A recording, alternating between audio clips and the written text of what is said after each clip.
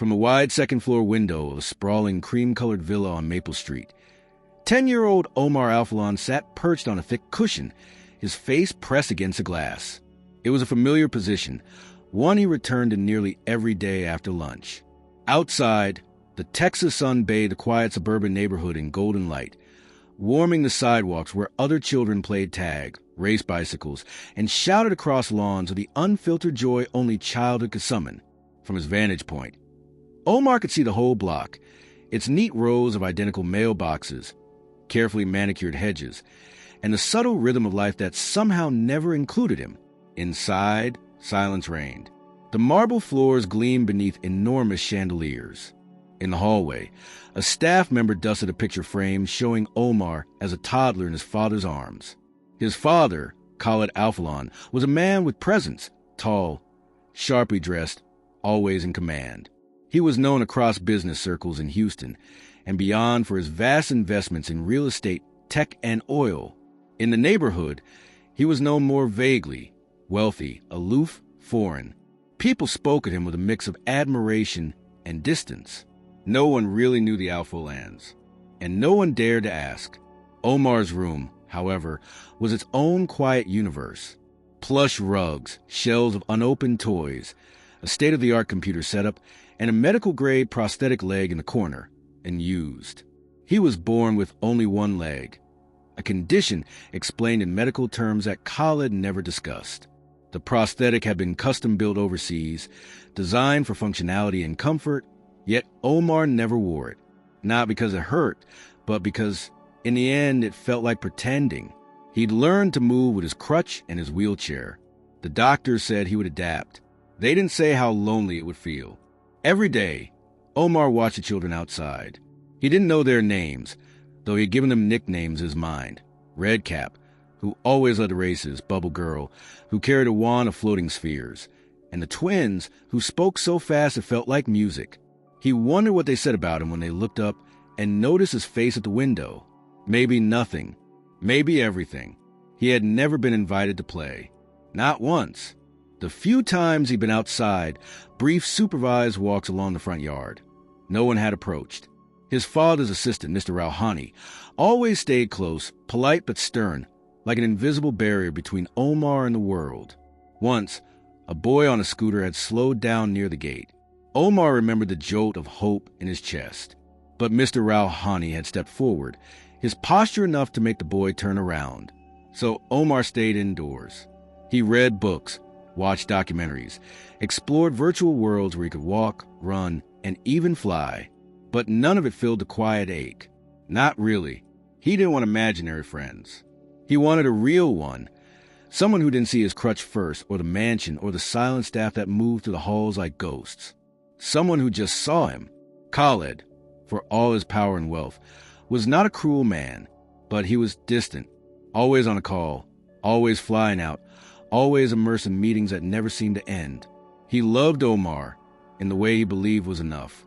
There were birthday presents shipped from Italy, private tutors with glossy credentials, and a chef who could make pancakes shaped like animals. But what Omar wanted couldn't be bought or scheduled. And Khaled, perhaps, didn't know how to give it.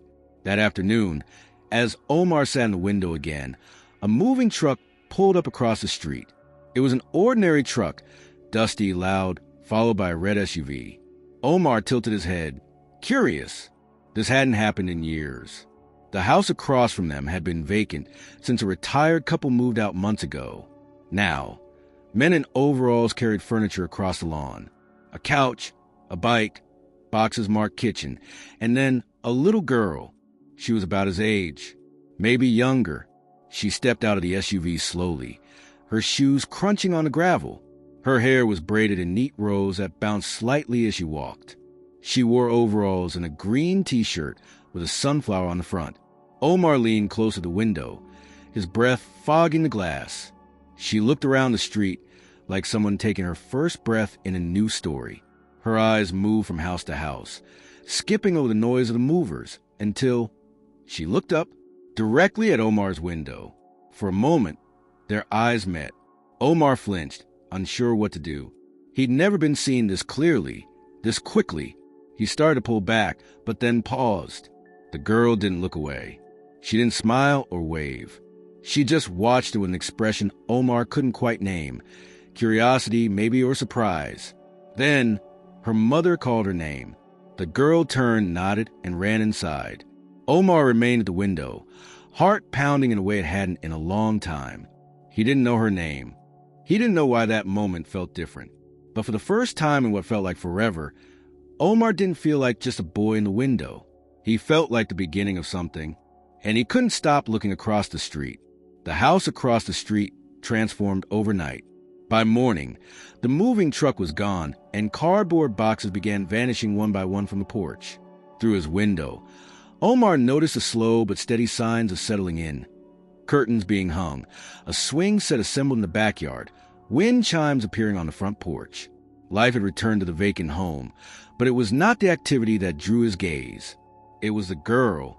She moved with a kind of ease that suggested she was used to change, while her parents busied themselves with unpacking. She explored the yard, rolled a basketball across the sidewalk, and traced the driveway with her finger, as if she were drawing maps no one else could see. But every so often, her eyes drifted to the second-floor window of the house across the street, and Omar, seated quietly behind the glass, felt the strange pull of being noticed again. That afternoon, he wasn't in the window. Instead, he was in his room, flipping through a book about kites, one of the many gifts his father had sent from a trip to Japan. He hadn't opened it until now, and he didn't really know why he had. Maybe it was the wind outside, or the way the girl had looked at him. Not pitying, not afraid, just curious. He stared at an illustration of a bright red kite soaring over rice fields, and for a fleeting moment, imagined what it might feel like to hold a string, to run freely, to be seen differently. Downstairs, the front gate buzzed. That was unusual. Visitors didn't come without notice, and anyone who tried was usually intercepted by Mr. Rouhani, or the silent security system that watched every corner. Omar wheeled himself to the top of the stairs and listened. A soft voice floated up from outside. "Hi, we just moved in across the street. My mom made cookies." Silence followed. Omar leaned further over the railing. Then he heard the low, measured tone of Mr. Rouhani responding. "Thank you, but Mr. Alphalon and his son are not receiving guests at the moment." Another pause, a quiet shuffle of feet, then the voice again. "Okay, can you just give them these?" Omar didn't hear the rest. The door shut soon after, and the quiet returned. He stared at the stairwell, a vague ache forming in his chest. Someone had come to say hello, someone his age, and it had been shut down before he even knew it was happening. When he returned to his window hours later, she was outside again, this time with a basketball, bouncing it lazily along the edge of the sidewalk. Her moves were clumsy but spirited. She dribbled, pivoted, missed a shot into an invisible hoop, then laughed at herself. Her joy was unfiltered, her limbs loose with the freedom of someone who never had to second-guess being in the world. Across the street, Omar remained still. He didn't wave. He didn't know if he should. The moment passed, and she disappeared inside again, inside the Alphalon house. Dinner was a quiet affair. Omar picked at his plate, while Khalid reviewed documents on a tablet. The chef had made roasted chicken with wild rice and a side of saffron soup, his father's favorite, not his. Omar looked up from his plate, unsure how to bring up what he'd seen. "She came to the gate," he said finally, not looking at his father. Khalid didn't glance up. "Who?" "The girl, from across the street. She's just being polite," Khalid replied, distracted. "It's better not to encourage attention. You know how people can be." Omar bit his lip, "But she brought cookies." "That doesn't mean she understands our world." Omar said nothing more. He had learned that when his father used words like "our world," the conversation was over. Later that night, while Omar stared at the ceiling above his bed, the sound of a screen door creaked open across the street. He sat up. The girl stepped onto her porch, arms crossed, as if waiting for something. She looked around, then walked to the edge of her lawn and sat cross-legged on the curb. No one joined her. After several minutes, she lay back on the grass, eyes skyward, legs bent like tree roots. And Omar, in the shadow of his grand house, watched her simply exist in a way he could not. The next morning brought a shift. Instead of playing with a ball or pacing the sidewalk, the girl set up a small easel on her porch. From his window, Omar saw her take out markers, colored pencils, and a large sheet of paper. She began sketching something, her head tilted in concentration. A breeze tossed her braids gently to the side, but she barely moved except to change colors. Omar watched her for nearly an hour, unable to look away. Later that afternoon, a staff member returned from errands carrying a brown paper bag. Inside it, alongside groceries and a parcel from the tailor, was a folded piece of cardstock with Omar's name printed on it in blocky handwriting. Mr. Rauhani delivered it to Khaled first, who scanned it with mild irritation before handing it off with a shake of the head. "She left you something," he said to Omar, setting the card on his desk. "Do not expect me to entertain this behavior." Omar waited until the hallway was empty before opening it. Inside was a simple message. "I saw you in the window. If you ever want to come out, I can teach you how to dribble, or draw, or just sit." It was signed Marissa. That night, he didn't sleep. The next day, Marissa walked slowly past the Alphalon house. She didn't look up. She dragged a stick along the sidewalk, humming to herself. Omar, emboldened by her letter, rolled his chair closer to the balcony. From the upper level, he could see her better. She paused at the gate, then kept walking. The following afternoon, Omar noticed something strange. Taped to the outside of his gate was a piece of white paper, fluttering in the wind. It hadn't been there earlier. He called down for someone to retrieve it. When he unfolded it, his breath caught. It was a drawing. 2 kids, one with a crutch, one with braids, flying kites under a bright sun. In the corner, there was a small red heart. No name, no message. Omar stared at it for a long time. He didn't understand why, but his throat tightened. He placed the drawing beside his books, away from the staff's eyes. That night, for the first time, he wheeled himself onto the balcony, letting the wind touch his face. Across the street, Marissa sat on her porch steps, staring at the sky again. They didn't wave. They didn't speak. But something had begun. Marissa Johnson had never been one to follow instructions she didn't understand. So when 2 boys on scooters approached her during her second week on Maple Street and warned her to stay away from the house with the Golden Gate, she only became more curious. They had coasted to stop beside her while she sat on the curb, doodling flowers in chalk. The taller one, wearing a Houston Astros cap turned backward, looked toward the Alphalon house before leaning in.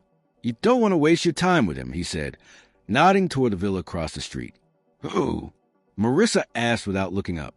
"The boy, the one in that house. He doesn't talk to anyone. They're weird."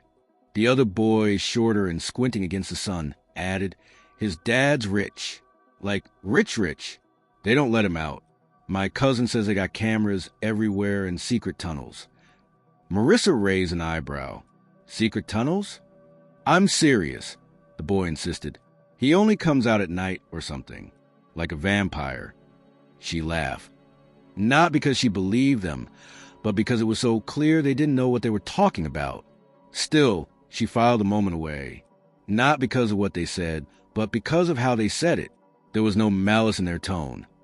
Only fear dressed as gossip, as if distance gave them permission to create their own version of the boy they never spoke to. By the time she arrived home that afternoon, Marissa's mom, Sherry, was unpacking the last of the kitchen boxes. Their new house still smelled like fresh paint and plastic wrap, but signs of life had finally begun to appear. A family photo framed near the fridge. A magnet that read, "Be kind anyway." A note from her aunt in Chicago tucked under a salt shaker. "How was outside?" Sherry asked, wiping sweat from her forehead. "Fine. The kids around here talk too much." "That's Texas for you," her mom said, smirking. Marissa hesitated. They said something about the boy across the street. Sherry looked up, now paying attention. "What kind of something?" "They said he's weird, that his family doesn't like people, and something about cameras, and tunnels." Sherry sighed, the kind of sigh that mothers give when deciding how much truth to share. "People always talk when they don't understand. You remember that girl back in Oakland? The one who wore costumes to school?" "Gia." "Right. Everybody had something to say until she started winning art awards, and suddenly she was interesting instead of strange. Marissa nodded slowly. She didn't tell her mom about the drawing she'd taped to the Alphalon gate, or the card she'd left, or the fact that every evening since then, she noticed a flicker of movement behind the curtains across the street. That night, Marissa lay on her bed with her hands behind her head, staring at the ceiling. Her room was still half empty, but she'd unpacked the essentials. Her sketchbooks, her favorite markers, and a notebook labeled Things I'm Still Figuring Out. Somewhere on the list, written between Why Do Dogs Hate Mailmen and Where Does the Internet Live, she scribbled a new question. Why doesn't the boy come out? The next day brought an unexpected detour. At the neighborhood park, a group of kids gathered near the monkey bars while their parents chatted nearby. Marissa had been there only 10 minutes when one of the girls, tall, pale, with a ponytail too tight for comfort, walked over. "You're the new girl, right?" she asked, as if verifying a rumor. "Depends who's asking," Marissa replied, brushing chalk from her jeans. "I'm Kelsey. I live over on Sycamore, by the tennis courts. My mom said you just moved in." Marissa offered a half smile. "Yeah, we came from Oakland." "Oh, cool." A silence fell between them. Then Kelsey leaned closer. "So have you talked to him?" Marissa blinked. "Who?" "The boy in that house." She pointed back toward Maple Street. "Omar." Marissa's mouth tightened. "Why?" "Just wondering. No one really does. He's different." "You mean because he has one leg?" Kelsey flinched slightly. "I mean, I guess, but also because they don't let him out. I heard his dad fired someone for letting him talk to a neighbor once." Marissa looked down at the sidewalk. "Sounds like people around here like to make things up." "I'm just saying," Kelsey said with a shrug. "It's better not to get involved. My brother tried once. Got yelled at through the gate. His dad's super strict." "Maybe he's just protective," Marissa said quietly. Kelsey rolled her eyes and walked back to the group. Marissa stayed where she was, chewing on her bottom lip. She wasn't sure why it bothered her so much. Maybe because none of these kids seemed to care that they were writing a story about someone without ever knowing him. Maybe because it reminded her of when her own hair was mocked at her old school, or when kids whispered about her mom's accent. Maybe because it was unfair, and unfairness always stuck in her throat like a stone. That evening, Marissa sat on her porch with her sketchbook open across her lap. The breeze was cool, carrying the faint scent of barbecue from a house down the street. She wasn't drawing this time, just flipping through pages of old sketches. Faces half finished, cities imagined, a flamingo wearing sneakers. Then she looked up and froze. There, across the street, Omar was visible again, but not in the window. He was on the balcony, hands gripping the railing, his wheelchair close behind him. He wasn't looking directly at her, but his head was turned slightly, as if listening. Marissa felt something shift inside her. She stood slowly, walked to the edge of her lawn, and raised her hand, not a wave, just a lift, a quiet hello. Omar didn't return the gesture, but he didn't go back inside either. A minute passed, 2, and then the wind picked up again. Inside the Alphalon house, Khaled watched from a distance. He had just ended a call with his attorney, irritation lining his face. But when he noticed his son on the balcony, facing the street, he paused. He didn't speak, didn't interrupt, just watched. That night, Marissa wrote something new in her notebook. Some people whisper because they're afraid of what they don't know. Some people whisper because they wish they were brave enough to speak. She underlined it twice. The morning Marissa decided to approach the Alphalon gate was cloudless, silent, and still. The kind of morning that seemed suspended between sleep and movement, with even the wind hesitating to stir. From her bedroom window, she saw the villa's front yard bathed in a soft light, the trees standing motionless, the grass perfectly trimmed. Omar was in the window or on the balcony. That only made her more certain. Today, she would try. She left her house without telling her mother, closing the door with care, the kind that signaled she wasn't sneaking out, just doing something she didn't want interrupted. In one hand, she carried a small folded piece of paper. Not a drawing this time. Just a note. A few lines she had written the night before, rewritten twice to make sure it sounded like her, not someone trying too hard. She crossed the street slowly, aware of how exposed she felt walking toward that golden gate. It was larger up close than it seemed from her house, its black iron frame intertwined with Arabic calligraphy and patterns she didn't understand but found beautiful. A camera blinked quietly in one corner, its tiny red light pulsing every few seconds. She looked straight at it and gave a nod. "Hello," she called out gently, careful not to raise her voice. "I don't want anything, just hoping to talk." There was no response. The yard remained still, the heavy silence almost theatrical in its intensity. Marissa glanced back toward her house. No one was watching. She stepped closer to the gate and tucked a folded note into one of the ornate curves near the lock. "I'm Marissa," she added. "I'm not trying to bother anyone. Just thought maybe we could talk sometime. That's all." She waited a beat longer. Then a sound broke the quiet.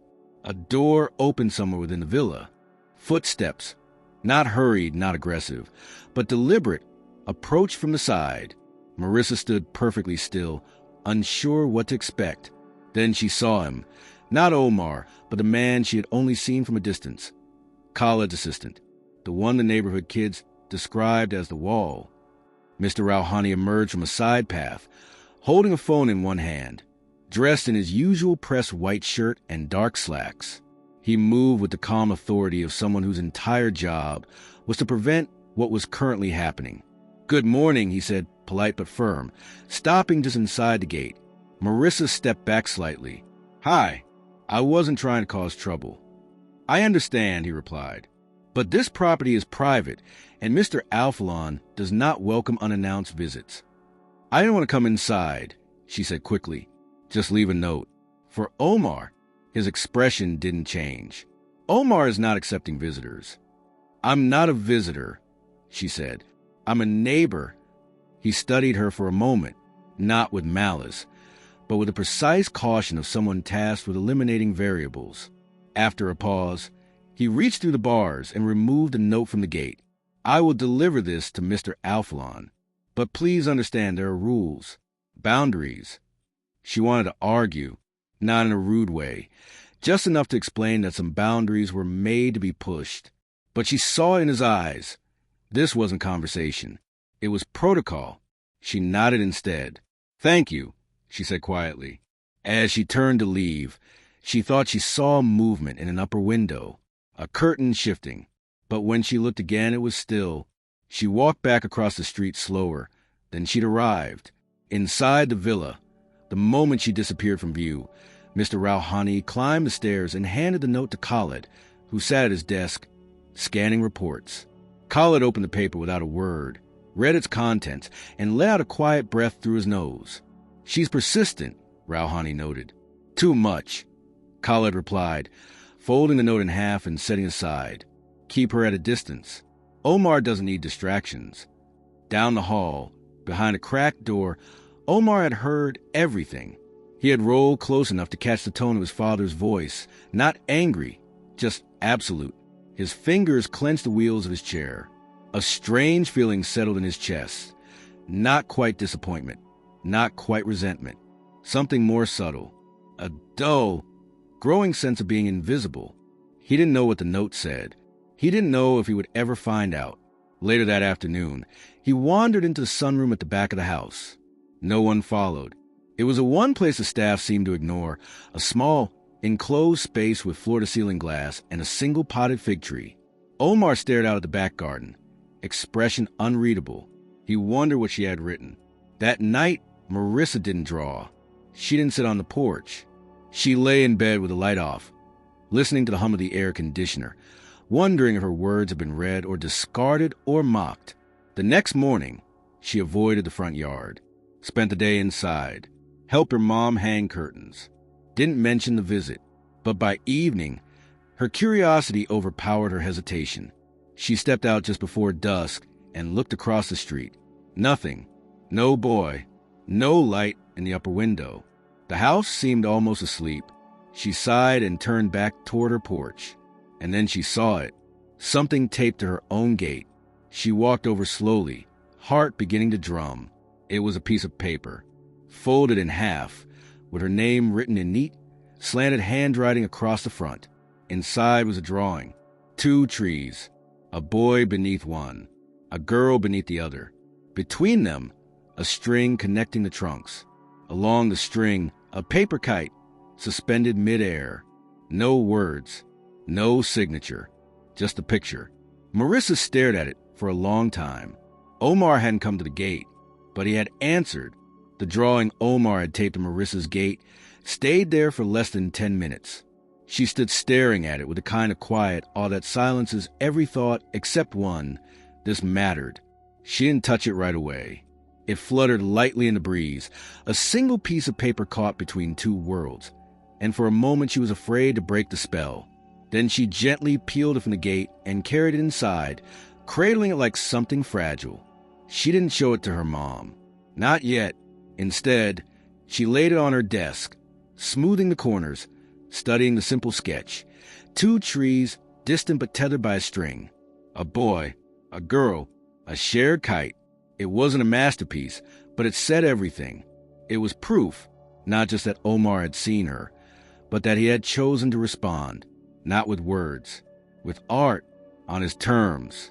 That night, Marissa took out her markers and began to draw. She didn't plan it. She didn't think about what she should say or whether it would be too much. She just let her hands move. Color spilled across the page. Sunlight, grass, sky. 2 children flying a kite with twin tails shaped like question marks.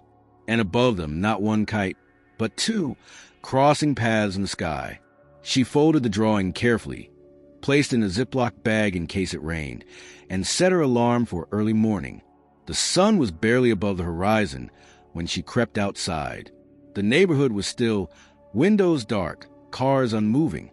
She crossed the street quickly, heart pounding with a kind of nervous hope she couldn't explain. At Omar's gate, she reached through the bars and taped the drawing to the same spot where he had left his. She didn't stay long. She didn't need to. By the time Omar woke, the sky had shifted from orange to gold. He rolled to the balcony and noticed the drawing instantly. Something in his chest fluttered. It was unexpected, not just the image itself, but the fact that she had understood, that she had responded in kind. Not a copy, a continuation. He didn't know how to describe what it felt like, only that it didn't hurt the way most feelings did. It wasn't longing. It wasn't even sadness. It was something else. A curiosity that didn't bruise.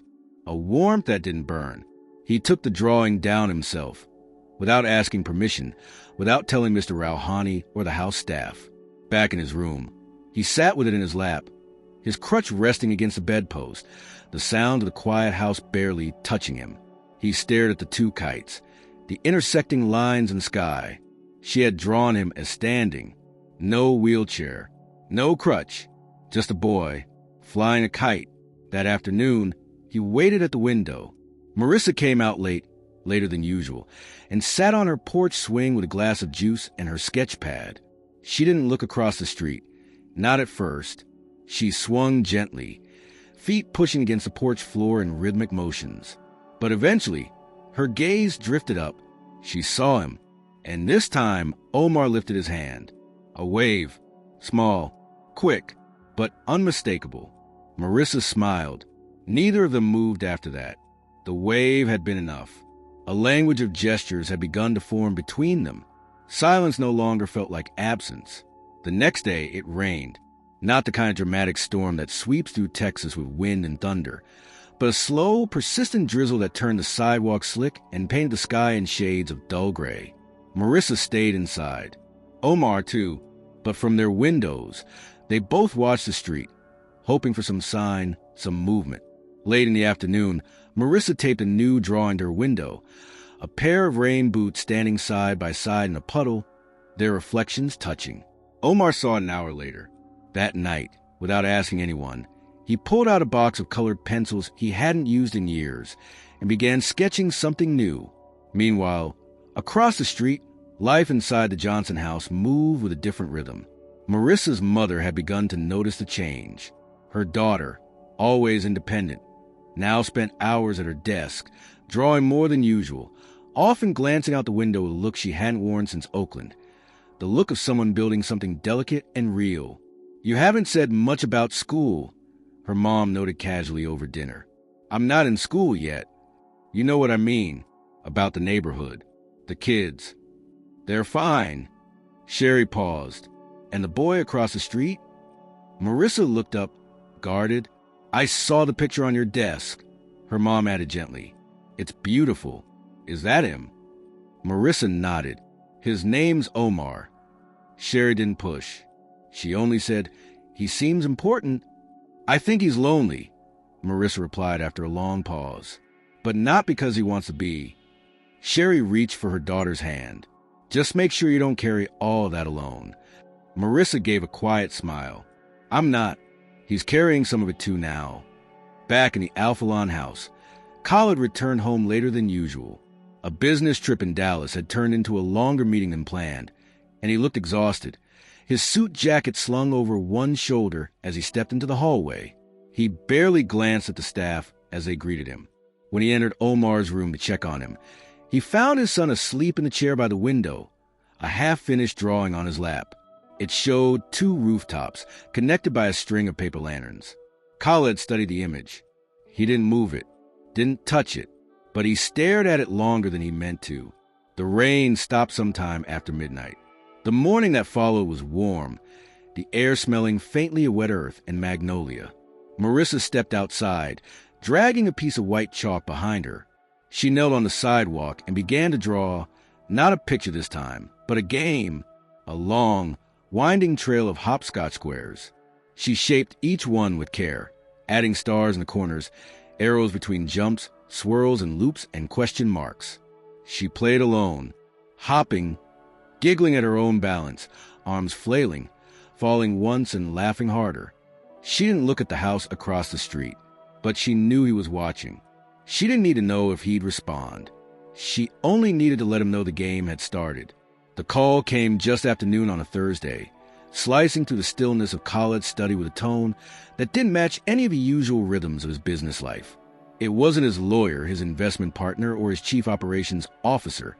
It was a number he hadn't seen in nearly 15 years, a number from a region he no longer called home.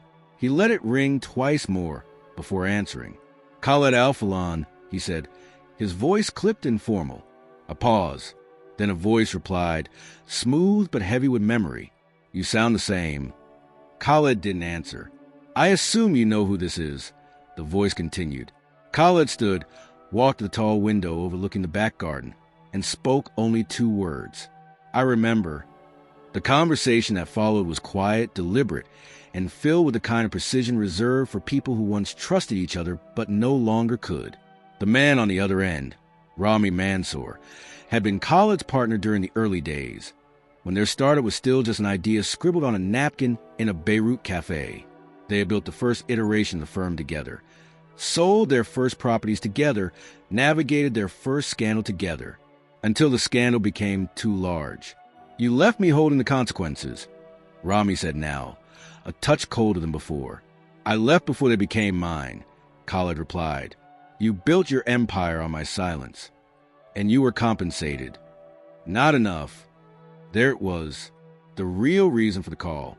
Rami was out of money, or out of power, or both. And now, after all these years, he had decided the past was no longer worth protecting unless Khaled paid to keep it buried. "I've kept the paperwork," Rami said. "The old contracts, the offshore trail. You remember the fake investors we used for the Dubai deal?" Khaled's silence was answer enough. "I want 500,000. In crypto. Quiet. Clean. Within 2 weeks." Khaled let the seconds stretch. "You're bluffing. Try me." The call ended without farewell. Khaled stared at his reflection in the window for several long moments. Then, slowly, he turned and locked the study door behind him. That night, he didn't come down for dinner. The staff left his meal covered on a tray outside his door. Omar noticed. His father was meticulous about meals, routines, appearances. A skipped dinner meant something had shifted. Omar sat at the far end of the dining table, poking at a bowl of rice and lentils. Across the room, the television played a muted news broadcast in Arabic, and the sound of rain returned, tapping softly against a window. He had planned to draw something new for Marissa, another reply, but the tension in the house made him restless, and for the first time in weeks, he didn't feel like drawing at all. The next morning, the staff was quieter than usual. Movements were more efficient. Eyes avoided contact. Something had indeed changed. Omar wheeled himself to the edge of the hall, where the study door remained closed. He raised his hand to knock, hesitated, then let it fall. Instead, he moved toward the sunroom. But Khaled was already there, seated alone in the far corner, surrounded by glass, his sleeves rolled up, collar unbuttoned, hair slightly out of place.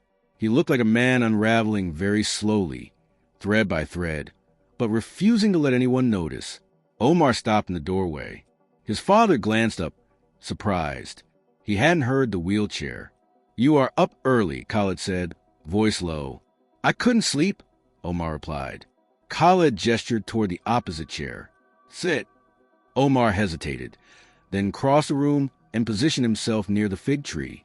They sat in silence for several minutes, the sound of the rain filling the space between them. "Is something wrong?" Omar asked finally. Khaled didn't answer at first. "Do you remember the man who came to see us when we lived in Jordan? The one who brought us that silver coin set?"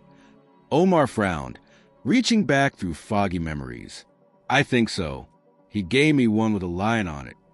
That was Rami. He used to be my partner, before we came here." "Is he coming back?" "No, but he wants something." Omar tilted his head. "What did you do?" Khaled's lips pressed into a thin line. "I made choices, years ago, to protect what I built." Omar didn't respond. The weight of his father's words hung heavily in the air. "I never wanted you to know the details," Khaled added, "not because I'm ashamed, but because I wanted to give you a clean life. Is that why I can't go outside?" Khaled looked at him sharply. "I'm not talking about the world outside. I'm talking about the world before you. The things I had to survive to become what I am." Omar met his father's eyes. For once, he didn't look away. "You don't have to protect me from everything," he said quietly. Khaled leaned back, the chair creaking under him. He looked older than usual. Not sick, just tired in a way that sleep could not fix. That afternoon, Khaled made a call. Not to Rami, to his lawyer. They spoke for nearly an hour, and by the end of it, a plan was in motion to quietly secure old documents, sweep vulnerable accounts, and, if necessary, counter Rami's threats with legal force. But something else had begun to shift in Khaled, something less strategic. After the call, he walked to the hallway where Omar's drawings were kept. For the first time, he examined each one, carefully. There were over a dozen now, scenes with trees, kites, distant rooftops. Some had two figures. Some had only one. But each one carried the same quiet yearning, the same question. Outside, across the street, Marissa drew again. This time on the sidewalk in front of her house. A mural of sorts. She worked on it all day. It was bold, full of color. Not perfect, but alive. When she stepped back to look at it, she caught a glimpse of something unexpected. The front curtain of Omar's house moved. But it wasn't him. It was Khaled. He stood there only for a moment, then disappeared. The rain had washed away most of Marissa's sidewalk drawings, leaving behind faint pastel stains and watery outlines that looked like ghost sketches. But when the sun returned, drying the streets and warming the brick walls, she was already outside again, chalk in hand, knee pressed to concrete, lips pursed in concentration. This time, the drawing was more than just colors. It was a game. Marissa measured each square of the hopscotch path carefully, using her foot as a guide. The boxes zigzagged across the sidewalk, winding in a spiral at the end before exploding into a rocket ship with flames shooting out in orange and red chalk. She numbered each square in curving digits, adding small messages inside them. "Keep going. You got this. Almost there." When she was done, she stood back to admire it. The hopscotch line began just a few feet from Omar's gate, close enough to be seen. clothes enough to tempt. That evening, as the sun dipped low and the shadows lengthened, she came back outside and began playing. She hopped alone. Left foot, right foot, skip, spin, laugh. The street was quiet except for the sound of her sneakers hitting pavement. She exaggerated her movements, arms flailing, eyes glancing sideways every few seconds. Not obviously, but enough to check. She wasn't sure if he was watching, but she played like he was. From his bedroom upstairs, Omar did see. He had moved his wheelchair just far enough from the window to remain hidden, but close enough to watch every step. At first, he didn't understand what she was doing. The rocket ship confused him. Then he noticed the path, the numbers, the way the chalk turned from simple boxes to a launch pad. She had made a game. For him, not a message this time. Not a drawing to interpret. An invitation. He returned the next morning. This time not hiding. Not entirely. He sat by the balcony in the sunlight and watched as Marissa arrived with a cup of juice and a fresh piece of blue chalk. She bent down and added a circle around one of the middle boxes and wrote inside it, "Your turn." Omar's hands twitched against the wheels of his chair. Later that day, while Marissa was at the grocery store with her mom, someone redrew part of the rocket ship. It was rougher, heavier lines. Not perfect, but clear. A new flame trailing from the tip of the rocket, zigzagging out of the chalk square, and looping into a spiral that curved toward the street. When Marissa returned, she froze. It hadn't been there before. She crouched to study it. Different chalk, different style, but not random. He had answered again. The next morning, she left a fresh piece of chalk on the sidewalk, just beside the first box. That evening, Omar came outside. Not far, just to the front step. He had waited until the staff was distracted. Khaled was on a business call in the study. The security system wasn't armed. For once, the gate was open, just slightly. Enough. Omar wheeled himself down the ramp slowly, pausing at the bottom. His heart pounded. Not from fear exactly, but from the weight of movement after stillness. The sky was blue. The air smelled of flowers and dust. His crutch was strapped to the side of his chair, ready, but unused. He looked at the chalk path. Then he looked across the street. Marissa had seen him the moment he stepped out.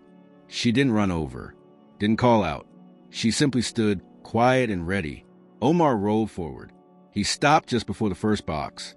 He reached down, picked up the chalk she'd left, and drew a star inside square one. Then he turned and went back inside. That night, Marissa added a second path.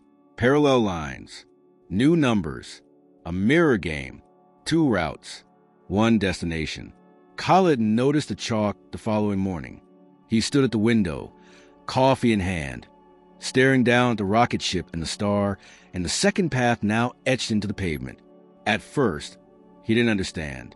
Then he saw Omar at the bottom of the stairs, peering through the glass door, and something clicked. He didn't say anything. But he didn't call Mr. Rauhani to remove it either. For the next 3 days, the games multiplied. New shapes appeared. Circles and arrows. Footprints. At one point, a chalk-drawn bridge stretched between both hopscotch paths with the words "meet" in the middle and side. And then came the kite, drawn right in the center of the street. Large, detailed, colored like the original drawing Marissa had left on the gate. Omar drew it. He did it in the late evening, when the street was empty, his hand smudged with red and gold chalk, knees dusty from leaning over. He stayed out longer than he ever had, crouched awkwardly beside his wheelchair, focused and determined. The next morning, Marissa stood at the edge of the drawing, staring down. She didn't smile. She looked up at his window and nodded. That afternoon, Marissa brought a spool of actual string to the sidewalk and taped it between the 2 hopscotch paths. It wasn't long, just a few feet, but it stretched over the chalk bridge, a physical line connecting their 2 worlds. Omar came out again. He touched the string. No one spoke. The neighborhood watched from behind curtains. And Khaled, from the upper floor, said nothing, but he watched longer than anyone. A week before Omar's birthday, the estate staff received a list from Khaled's office, detailed, precise, and overwhelming in its grandeur. The instructions were clear: a magician with national credentials, a team of handlers to manage 2 live ponies, a mobile dessert station with handmade gelato, and imported decorations in blue and silver. The invitation cards had already been printed. Thick cardstock with foil lettering, addressed to every household within a 2-block radius. The event would take place on Saturday, from 1 o'clock to 4 in the afternoon, in the back garden of the Alphalon property. It would be Omar's first party since they'd moved to Texas. Khaled had planned it all himself. He did not consult his son. The cards were delivered in glossy envelopes by a hired courier. Some parents RSVP'd with cautious optimism. Others declined immediately, citing vague scheduling conflicts. A few never responded at all. When Marissa received hers, she sat on the porch steps and stared at the elegant calligraphy. She opened it slowly, read the details twice, and then placed it back in the envelope. She didn't say anything to her mother. On the morning of the party, the Alphalon property was transformed. Canopies were raised, carpets rolled across the lawn, and waitstaff in crisp uniforms moved in and out of the kitchen like a synchronized dance. The ponies were brought in early and kept in a shaded corner near the garden wall. Balloons and metallic hues shimmered in the sun. A hired photographer set up by the hedge maze, testing lighting angles. Inside, Omar sat in his room, dressed in a navy button-down shirt and tailored trousers. The crutch stood beside him, polished and unused. He hadn't asked for this. When he had seen the invitation card earlier that week, his chest had tightened. He had tried, gently, to ask if something smaller might be better. But Khaled had already paid the deposit. "This is how people learn to see you," his father had said, with respect. Omar hadn't argued, not because he agreed, but because disagreeing had never changed anything. At 12:30, he wheeled himself to the garden, accompanied by 2 staff members. The space looked like a page from a magazine, opulent and excessive. A magician rehearsed a routine in one corner. The chef checked the temperature on a silver chafing dish. A violinist tuned her instrument softly under the shade of a tree. And yet, at 1 o'clock, no one had arrived. By 1:30, the only guests were 2 delivery drivers confirming where to drop additional drinks. By 2 o'clock, the magician had performed a routine for the chef's assistant. The violinist played to no one. The ponies stood still, tails flicking. Omar sat beneath the largest canopy, hands folded in his lap, eyes scanning the entrance. Not a single neighborhood child appeared. Not even one. The photographer approached, gestured gently toward a backdrop near the fountain, and asked if Omar would like to take a few pictures just in case. Omar agreed quietly. He posed 3 times, then asked to go back inside. The moment he crossed the threshold of the house, he asked to be alone. The staff obeyed. The music outside continued, faint and strange. He didn't cry, but he sat in silence for almost an hour. At 3:30, Khaled entered. He had just returned from a last-minute phone call in his office, expecting to find the party in full swing. Instead, he found his son alone in the front sitting room, hands resting on his lap, back straight. They didn't come, Omar said before his father could ask. Khaled looked toward the garden, then back to his son. "They don't understand us," he said finally. "They never have." Omar said nothing. Khaled stood in the doorway for several more seconds, then turned and left. At exactly 4 o'clock, the staff began packing up. The violinist left without saying goodbye. The ponies were returned to the transport trailer. Balloons were untied and discarded. The fountain shut off, and the garden grew quiet again. As dusk settled over Maple Street, the only sound came from the rustling of trees and the slow departure of delivery trucks. At 6:30, there was a knock at the side gate, not the main gate, the smaller one, barely visible from the street, hidden behind a row of hedges. Omar was still in his room, the party clothes now replaced by a soft hoodie and sweatpants. He didn't move when he heard the knock, but when it came again, 3 soft taps, he wheeled toward the hall. No staff moved to answer it. He went himself. At the side entrance, he opened the door and looked through the iron bars. Marissa stood there. In one hand, she held a plastic container. In the other, a folded card with a sticker sealing it shut. "Hi," she said softly. He didn't speak. I know I wasn't invited. Not really, but I want to come anyway. She held up the container. These are cupcakes. Just 2. I baked them with my mom. Omar opened the gate. She stepped inside. They sat on the stone bench beneath the olive tree near the side path. The garden behind them was still strewn with remnants of the earlier extravagance. Ribbons tangled in grass, confetti caught in the hedges. Omar took the container, opened it, and stared down at the 2 cupcakes. One had blue icing with a tiny paper kite stuck into the top. The other was purple with a yellow star. He looked at Marissa. Thank you, he said. She handed him the card. You don't have to open it now. I want to. Inside, she had written, Happy birthday. The best ones don't need crowds. At the bottom, she had drawn the same rocket ship from the chalk game, but this time was flying over a moon shaped like a smile. Omar closed the card gently. For the first time that day, he smiled. After the party, something changed between them. Something unspoken but unmistakably present. The silence that used to stretch across the street now folded inward, turning into a quiet thread that tied Omar and Marissa together in a way neither fully understood yet. There was no declaration, no dramatic shift in behavior, just a new kind of rhythm, a softer one. The very next day, Omar found a letter under the side gate. It wasn't an envelope, just a folded piece of notebook paper, the edges rough, the ink slightly smudged. He picked it up carefully, glancing around as if unsure whether he was allowed to touch it, and unfolded it on his lap. Hi, Omar. It read in Marissa's rounded handwriting. You don't have to write back if you don't want. I just want to tell you that the purple cupcake was yours. I like blue more, but I thought maybe you would like stars better than kites. Also, you're really good at drawing. The kite in the street was perfect.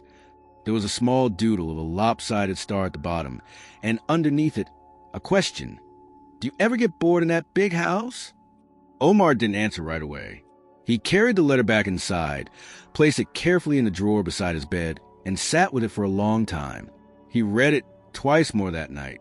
Then, after dinner, he pulled out a sheet of paper from a sketch pad and began to write. His handwriting was smaller than Marissa's, straighter, more deliberate. I do get bored sometimes, but not when I'm drawing, and not when you leave letters. He paused, thought about ending it there, then added, I didn't choose a big house. My dad says it's safer, but it's not always better. He folded the paper, wrote from Marissa on the front, and asked one of the evening staff to deliver it to the side gate in the morning, without telling anyone else. The next day, Marissa found it tucked between the iron bars and grinned, so wide she almost dropped it. She read it twice before walking back inside, her sneakers kicking at a small pebble as she went. That afternoon, she wrote back. This time, she asked him about his favorite colors, his least favorite food, whether he'd ever been to a museum. She told him about her old school in Oakland, how her art teacher used to let her paint the classroom windows every winter, and how once she accidentally turned the principal's dog green during Spirit Week. Omar replied 2 days later. He told her about a field trip he remembered from when he was 5, a zoo with a giraffe that sneezed on him. He said his favorite color used to be red, but now he wasn't sure. He admitted he didn't like the chef's saffron soup and that his tutor called him too quiet. He wrote, I think I'm not quiet. I just don't like most people. The letters became a routine. They wrote nearly every other day, slipping folded notes under the garden gate, hiding them between planters, tucking them inside the mailbox when the staff wasn't looking. Marissa used gel pens in strange colors, neon pink, metallic green, ink that sparkled slightly in the sun. Omar always used pencil, the words light and careful. His letters came folded into birds, boxes, once even a paper telescope. Some letters were short, only a paragraph. Others filled the page. A few included drawings, simple sketches of the street, a bird on a wire, a half-finished robot, a tree with stars instead of leaves. One afternoon, Omar sent a drawing of a boy and girl sitting on the roof of a house made of kites. Beneath it, he wrote, If this place floated, I think I'd go somewhere far. Would you come? Marissa's reply was 3 pages long. She listed places she wanted to go: New York, Tokyo, the Sahara, She said she'd come if there was room for 2 bean-bag chairs, a stash of cookies, and a telescope. Also, she added, if we get too high, I'm not cleaning up if you get scared and spill anything. By now, they knew each other's favorite movies, most embarrassing moments, and the songs they secretly played when no one was listening. Omar confessed he hated being called brave. Marissa confessed she hated being underestimated just because she smiled too much. But in all the letters, Omar had never told her one thing: how he had lost his leg. He hadn't planned to, not because he didn't trust her, but because there never seemed to be a right moment. Until she asked. The letter was simple, just one line at the top of the page. How did it happen? He stared at it for over an hour. Then finally he wrote back, I was born with a condition. The doctors said it would get worse if they didn't operate. So they removed it when I was a baby. I don't remember it, but I've felt it every day since. There was no drawing this time. Marissa's reply came 2 days later. It was quiet, almost plain. Thank you for telling me. I don't know what that feels like, but if I were missing something, I'd want someone to sit beside me and not treat me like a museum exhibit. Then, beneath that, in bright pink gel pen, also, you draw like someone who has a second leg made of lightning. Just saying. That night, Omar didn't sleep right away. He sat at his window, looking across the street at her house, the lights glowing soft behind the curtains.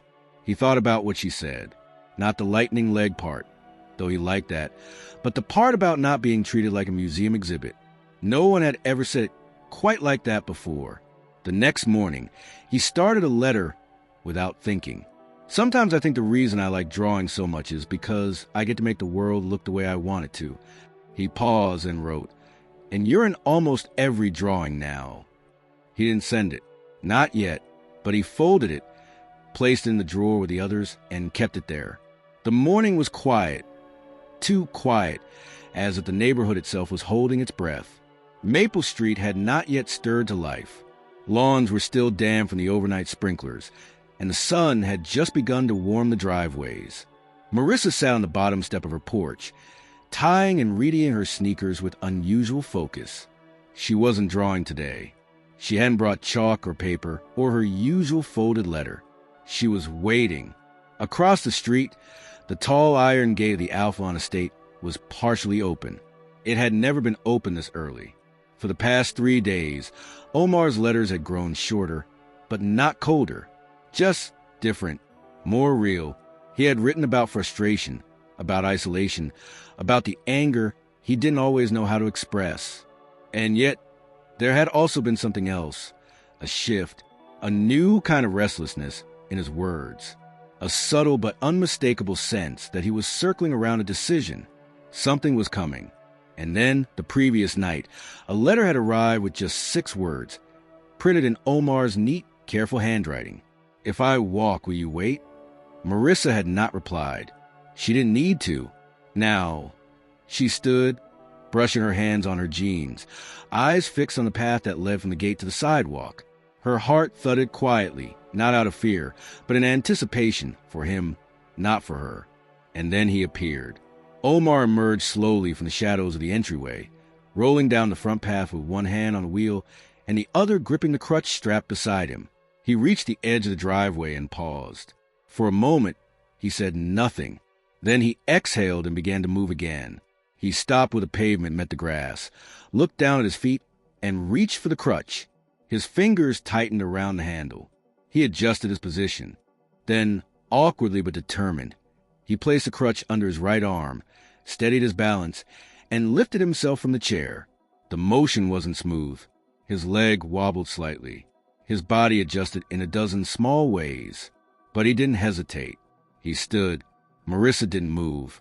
She watched with wide, open eyes, afraid that if she stepped forward too soon, she might somehow undo the moment. Omar took his first step, then another. His walk was uneven. Hesitant, the crutch clicked against the pavement. Each movement careful, deliberate. He had walked before, at therapy, around the house, but never like this. Not outside, not in public, not toward someone. By the time he reached the sidewalk, sweat beaded at his temple. His breath was heavier, but he didn't stop. He looked up at Marissa. She smiled. And finally, slowly, she walked to meet him. They stood facing each other, only a foot apart now, and said nothing at first. The silence didn't need to be filled. It spoke louder than words ever could. Omar shifted slightly, the crutch bearing his weight. I didn't know if I'd make it. Marissa tilted her head. You did. He looked down, then back at her. I've never walked this far without someone watching me like I'm about to fall. I wasn't watching for that. I know. She stepped beside him, not in front, not behind, just close enough that if he swayed, she'd be there, not to catch him, just to be next to him. Do you want to sit? She asked. He shook his head. Not yet. They began walking together, slowly, following the curve of the street. The crutch clicked with each step, but Omar moved with more confidence now, matching Marissa's pace. They passed chalk ghosts on the sidewalk, faded remnants of old games. The kite in the center of the road had nearly disappeared, washed down to pastel echoes by rain. But the string Marissa had once taped between the paths still fluttered, caught on a bush like a forgotten ribbon. Everyone at school is going to stare at me, Omar said suddenly. Marissa glanced sideways. Probably. That doesn't bother you?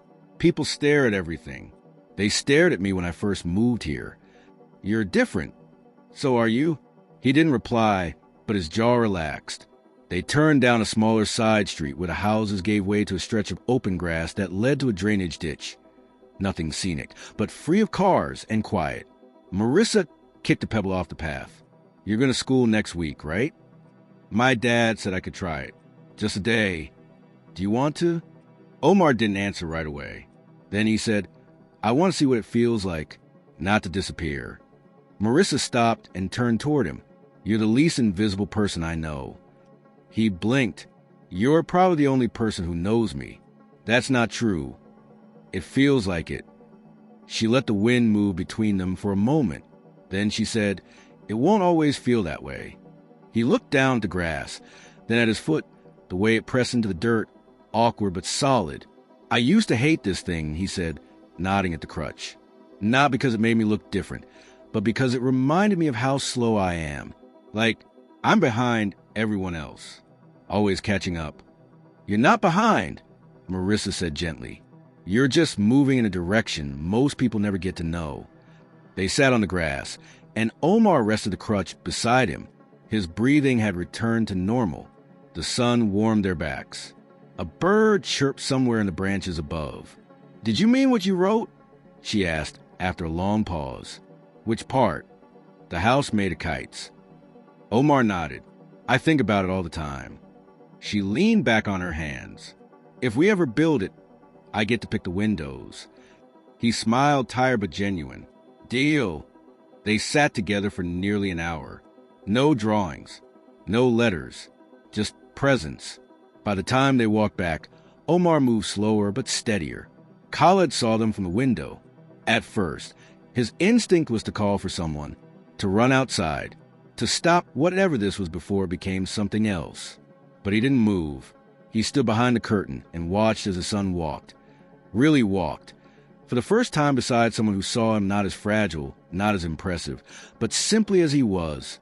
Khaled had lived his entire adult life on the edge of control. Every decision calculated, every meeting timed, every partnership reviewed 3 times before signing. His fortune had not been an accident. It had been constructed, piece by piece, in a world where mistakes were expensive and sentiment was a liability. But nothing in his carefully curated life had prepared him for the sight he witnessed from the second-floor window that afternoon. His son, fragile, reserved, hesitant Omar, was walking down the street, and he was not alone. Khaled had expected many things in the months following their move. Tension with the neighbors, scrutiny from the community, perhaps even a resurgence of the issues he thought he'd buried overseas. But this moment unfolding before his eyes did not belong to any prediction. Omar walked slowly, step by measured step, beside the girl with the braids, not guided by a staff member, not held upright by a physical therapist, not hidden from the world, just walking, just existing. Khaled's hand gripped the curtain tighter, the fabric twisting in his palm. He watched the way Marissa matched Omar's pace without interfering. She didn't touch him, didn't offer help, but her presence was a kind of scaffolding, unspoken, yet unmistakably strong. He didn't realize how long he stood there. At some point, Rauhani entered the room and paused behind him. "Sir," the assistant said quietly. Khaled did not turn. "They're outside," he said, more to himself than to anyone else. Rauhani followed his gaze, then nodded slightly. "Yes." "How long has this been happening?" Rauhani hesitated. "It started gradually. Letters. Small things. And you didn't tell me." "I assumed you knew." Khaled exhaled through his nose, the sound sharp and low. "I know everything in this house." Rauhani didn't reply. "They'll come back soon," Khaled muttered, releasing the curtain. "Tell the chef to prepare dinner earlier tonight. And no interruptions." "Yes, sir." When Omar returned, the sun was beginning to dip behind the rooftops. He moved slowly, his muscles clearly strained from the effort, but his face held a kind of calm Khaled hadn't seen in years. There was no rush. No staff rushed to greet him. The gate remained open. Khaled waited inside the entry hall, arms crossed, posture straight, as his son stepped into view. "You walked," he said. Omar stopped, caught off guard by the tone. It wasn't angry. It wasn't dismissive. It was uncertain. "Yes." "With her?" "Yes." Khaled studied him. "Was it difficult?" "Yes." "But you did it." Omar nodded, and for once, his voice held no hesitation. "I wanted to." Silence passed between them, heavy but not hostile. Then Khaled stepped aside and gestured toward the dining room. "Dinner's ready." They sat across from each other, the table long and mostly empty. The chef had prepared something light, lemon rice, roasted vegetables, and lamb cutlets, all arranged with quiet elegance. Khaled poured water into their glasses himself. It was something Omar noticed, small but meaningful. Halfway through the meal, Khaled set down his fork. "I saw you," he said, voice softer than usual. From the window, Omar didn't respond immediately. "I didn't know if he would approve." "I didn't know if I would either," Khaled admitted. "But then I watched you walk, and I remembered someone." Omar looked up. "I was not always this man," Khaled continued. "When I was your age, we lived in a one-room apartment above a bakery. My father died when I was 6. My mother worked at a factory, and at night, she would sit with me, making plans. Not dreams, plans." He paused. "There was a girl who lived 2 floors down. Her name was Salma. She used to leave notes in my school books, little drawings, jokes. One day she walked with me to the market, and people stared. They didn't understand. She didn't care." Omar listened, eyes wide. It was the first time his father had spoken of his past in such personal terms.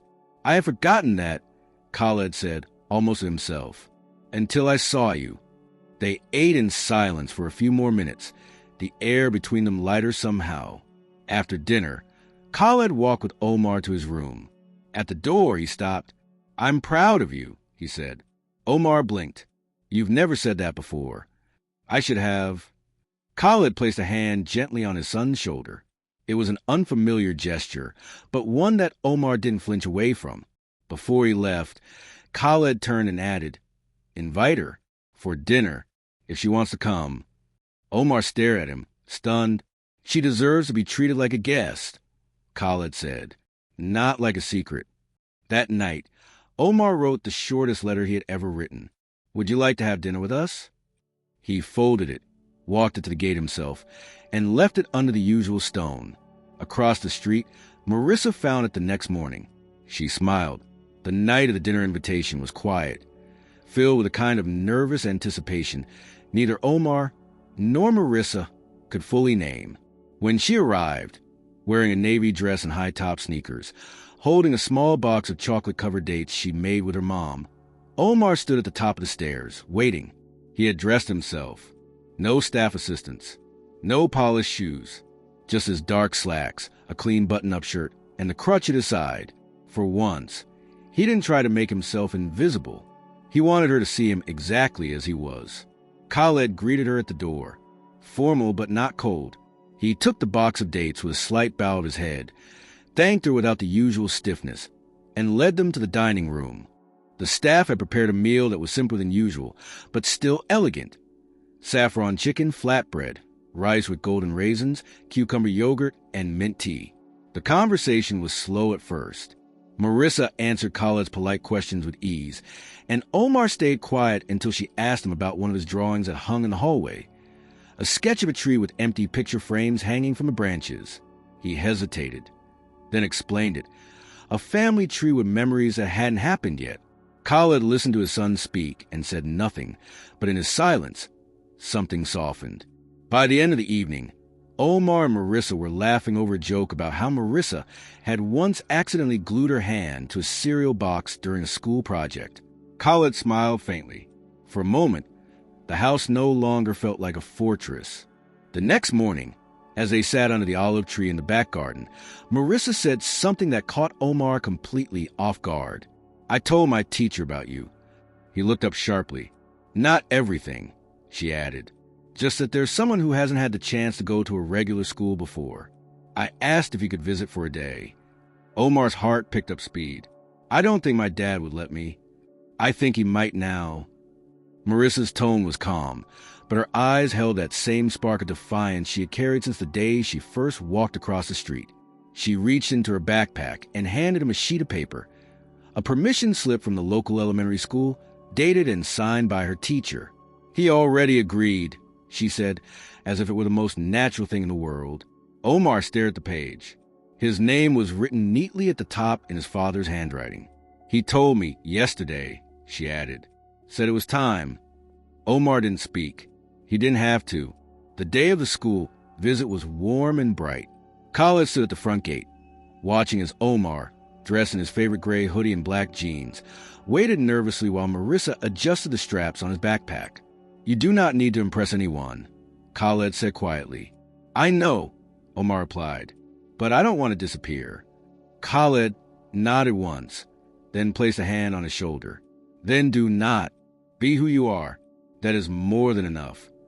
The walk to school was only 6 blocks, but to Omar it felt like crossing a continent. Cars passed. A few pedestrians turned their heads. But Marissa talked the whole way. About her science project, about the gym teacher who played his own whistle like a trumpet, about the art room that smelled like glue and crayons and old carpet. When they arrived at the front steps, a few kids glanced up. Some stared. A group whispered. Marissa didn't stop. She walked them straight through the doors, past the lockers, and into a classroom buzzing with the noise of fourth-grade chaos. Her teacher, Ms. Bellamy, greeted them with a kind smile and an extra desk already prepared beside hers. "Welcome, Omar," she said. "We're glad you're here." He nodded politely, avoiding the curious gazes. But Marissa smiled like she always did, took her seat beside him, and whispered, "You've already won." The morning passed slowly. The kids didn't know what to make of him. Some were cautious. Others were awkwardly friendly. During a writing exercise, one boy leaned over and asked Omar what kind of robot crutch he had. Another girl complimented his sketch of a phoenix during art class, then shyly asked if he could draw her dog. He said yes to both. But it wasn't until recess that something shifted. Out in the courtyard, Marissa walked with him to the edge of the blacktop. Kids were playing tag, shooting basketballs, eating snacks. Omar stood beside her, unsure whether to move forward or stay back. That's when one of the boys from earlier, Leo, the one who'd asked about the robot crutch, came running toward them, holding a half-deflated soccer ball. "You want to play?" Leo asked, looking between Omar and Marissa. Omar hesitated. "I've never played before.